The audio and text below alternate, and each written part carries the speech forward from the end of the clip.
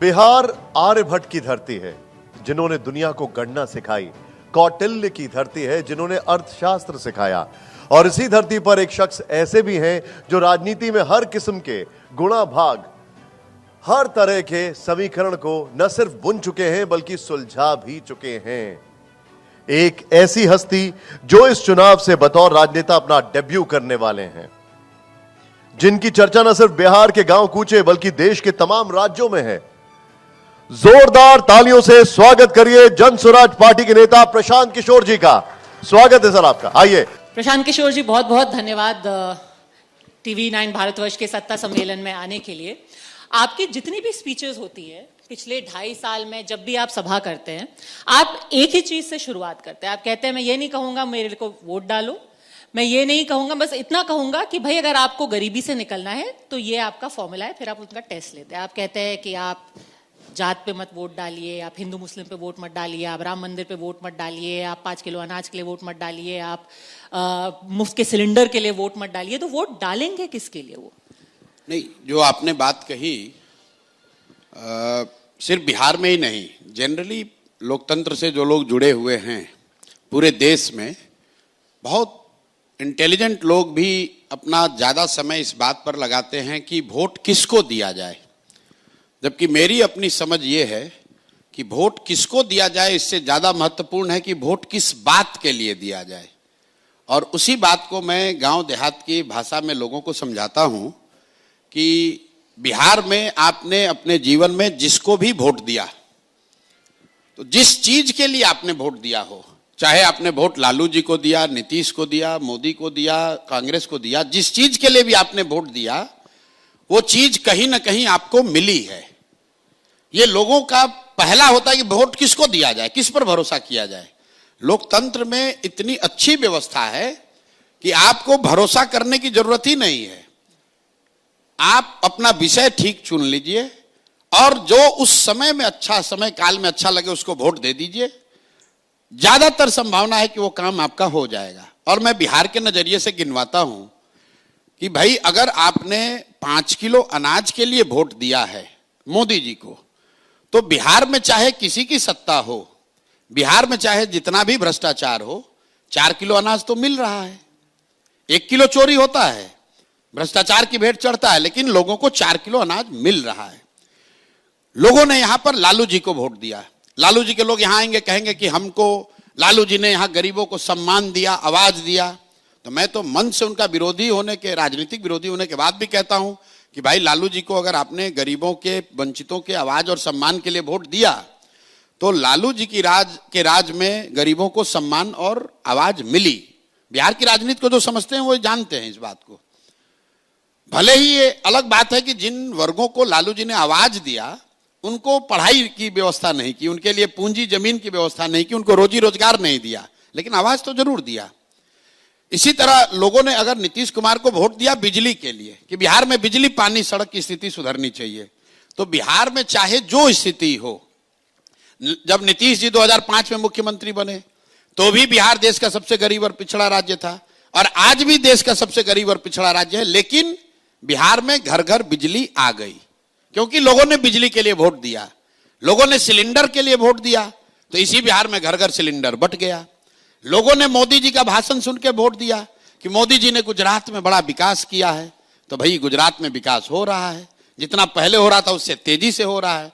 और बिहार से बच्चे जो पहले पंजाब जाते थे, हरियाणा जाते थे मजदूरी करने, अब वो लड़के जा रहे हैं गुजरात में मजदूरी करने। ये आपको क्या बताता है कि वोट आपने चाहे लालू को दिया, नीतीश को दिया, मोदी को दिया, जिस काम के लिए भी दिया वो चीज कम या ज्यादा हुआ है।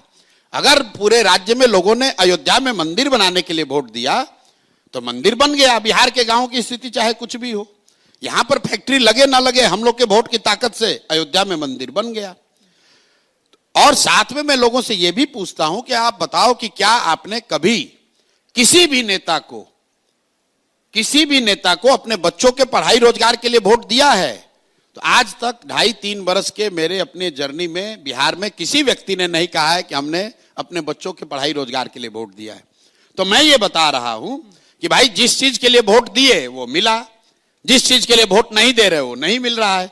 तो वोट प्रशांत किशोर को दो, लालू को दो, नीतीश को दो, मोदी को दो, लेकिन वोट अपने बच्चों के लिए दो, शिक्षा रोजगार के लिए दो, क्योंकि इसी की सबसे ज्यादा बिहार में जरूरत है। पर प्रशांत जी, इसमें एक तरीके से तो लग रहा है कि आप कैंपेन कर रहे हैं मोदी जी के लिए, नीतीश जी के लिए, लालू जी के लिए। एक ये बात भी तो बच्चों के भविष्य के लिए ही है ना। अगर आपके घर में बिजली आनी शुरू हो गई है, अगर आपको सम्मान मिलना शुरू हो गया है, अगर आपके घर में अनाज आ रहा है, अगर आपके घर में सिलेंडर आ रहा है, तो फिर आपके जो पैसे हैं आप अपने बच्चे की एजुकेशन में लगाएंगे, उसको शायद प्राइवेट स्कूल में दाखिल करा देंगे। बिल्कुल ठीक बात है, ऐसे ही तो विकास होता है। ठीक बात, ऐसे ही विकास होता है। लेकिन यह भी तो संभव है कि आप बच्चों का भविष्य तो बड़ा वेग है ना, बच्चों के भविष्य के लिए वोट। नहीं, बिल्कुल सीधी बात है कि अगर आपने 5वीं क्लास पास कर लिया तो क्या जीवन भर 5वीं क्लास में ही पढ़ते रहिएगा कि आगे का पढ़िएगा? बिजली नहीं थी, बिजली आ गई, उसके लिए नीतीश कुमार का सम्मान है, उनको लोगों ने सत्ता में बैठाया। लेकिन बिजली का पे करने के लिए पैसा भी तो चाहिए, रोजगार भी तो चाहिए। अकेले एक दिल्ली शहर में पूरे बिहार के मुकाबले करीब करीब 1.25 गुना ज्यादा बिजली कंज्यूम हो रही है। दिल्ली की आबादी कितनी है? बिहार से 1/6 है। ये आपको क्या दिखाता है? बिजली दिल्ली में भी है, बिजली बिहार में भी है। दिल्ली में भी कोई इंडस्ट्री नहीं है, बाय लॉ नहीं है।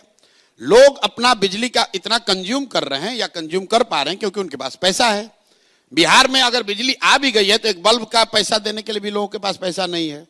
तो गरीबी से निकलने का, गरीबी दूर करने का जो फंडामेंटल 3 रास्ता दुनिया भर के विशेषज्ञों ने बताया है, या तो आपके पास पढ़ाई हो, या आपके पास खेती योग्य जमीन हो, या फिर बिजनेस व्यापार करने के लिए पैसा पूंजी हो। चौथा कोई रास्ता दुनिया में है ही नहीं। बिजली से आप गरीबी दूर नहीं करते हैं। गरीबी हाउस होल्ड लेवल पे दूर तब होगी जब आपके बच्चे पढ़ेंगे, या फिर आपके पास जमीन होगा, खेती करके आप आगे बढ़ सकते हैं, या अगर दोनों नहीं है तो आपके पास पूंजी हो तो आप रोजी रोजगार दुकान व्यापार करके आगे बढ़ सकते हैं। तो बिहार में 2/3 से ज्यादा परिवार के पास ये तीनों में तीनों चीज नहीं है।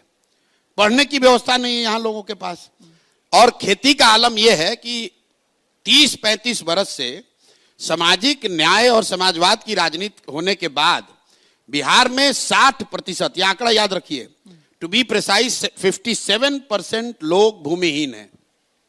देश के स्तर पर सिर्फ 38% लोग भूमिहीन हैं, बिहार में 57% लोग भूमिहीन हैं। यहां भूमि सुधार कभी लागू नहीं किया गया। तो 100 में 60 आदमी के पास तो जमीन है ही नहीं, तो बेचारा खेती कैसे करेगा? तीसरी बात रह गई पूंजी। मान लीजिए आपको पढ़ाई नहीं है, खेती नहीं है, फिर बिजनेस व्यापार करने के लिए क्यों नहीं स्थिति है? क्योंकि आपके पास पैसा पूंजी नहीं है। और उसकी 2 वजह है। पूंजी के 2 स्रोत हैं। एक, जो आप पैसा कमा कर आप बचाते हैं, वो आपका पूंजी हुआ, और दूसरा जो आप बैंकों से कर्ज लेते हैं वो बोरोड कैपिटल है। तो यहां चूंकि पर कैपिटा इनकम इतना कम है कि लोग करीब करीब 100 में 80 आदमी दिन का 100 रुपया नहीं कमा रहा है, तो बेचारा वो बचाएगा क्या और पूंजी कहां से लाएगा? और जिनके पास थोड़ा बहुत पैसा है भी, उनको बैंक वाले लोन नहीं दे रहे हैं, क्योंकि बिहार में सीडी रेशियो है 40%, देश में सीडी रेशियो है 75%। सीडी रेशियो मतलब जितना पैसा आपने बैंक में जमा किया, बैंक ने कितना पैसा वापस कर्ज के तौर पर समाज को दिया। तो बिहार के लोगों ने पिछले वर्ष जमा किया 4.25 लाख करोड़, और बैंकों ने सिर्फ कर्ज दिया 1,61,000 करोड़। बाकी पैसा उन्होंने भेज दिया गुजरात, तेलंगाना, आंध्र प्रदेश, महाराष्ट्र। तो भाई, जब तक बिहार में शिक्षा नहीं होगी, तो जब तक बिहार में भूमि सुधार नहीं होगा, और जब तक लोगों के हाथ में पैसा पूंजी नहीं होगा, तो जितने बात यहां हो जाए, जितने वाद चल जाए, बिहार की गरीबी दूर नहीं हो सकती है। तो हम लोग ये कह रहे हैं कि फंडामेंटल लेवल पे ये 3 चीजों के लिए काम होना चाहिए, और काम तब होगा जब लोग इन 3 चीजों के लिए वोट देंगे।